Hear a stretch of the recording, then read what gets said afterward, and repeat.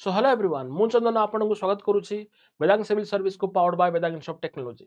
सो पिले आपण माने जानि थिबे जे ए जो जेनजी ग्रुप रही बहुत किसी कंट्री रे प्रोटेस्ट करितिला ता मध्यरु नेपाल कंट्री मध्य अन्यतम। ए नेपाल रे जाकी जेनजी ग्रुप सफल होईची जेउटी की बांग्लादेश रे विफल होईची। यार अर्थ जो जेनजी ग्रुप रही जो युवा पीढ़ी रही ए युवा पीढ़ी को नहीं जो जेनजी ग्रुप रही जहाँकि प्रीवियस गवर्नमेंट जो रही नेपाल रे जोटी आपणकर केपी शर्मा ओली जे कि भारत सहित संपर्क भल नथिला। जदि कहिबा भारत सहित आग को नेपाल रो भल संपर्क मध्य स्थापन होई पारे तेबे नेपाल राजनीति रे एक बड़ परिवर्तन हेबा पई जाउछि जेहेतु भारत रो एक पड़ोसी राष्ट्र रही नेपाल।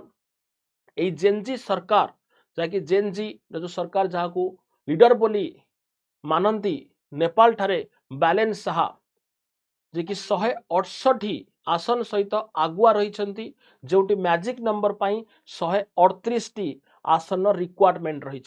तेणु यही 168 आसन द्वारा यही बैलेंस साहा जी की एकाधार रे जड़े सिविल इंजीनियर थिले परवर्ती समय रे आपण माने जानि थिबे म्यूजिक रैप करिबा जहाँकि एक तांकर प्रोफेशन रही परवर्ती समय रे ये जेन जी ग्रुप को लीड मध्य करथिले एंड 2022 रु 26 पर्यंत ये मेयर भाबे मध्य कार्य करिसंती।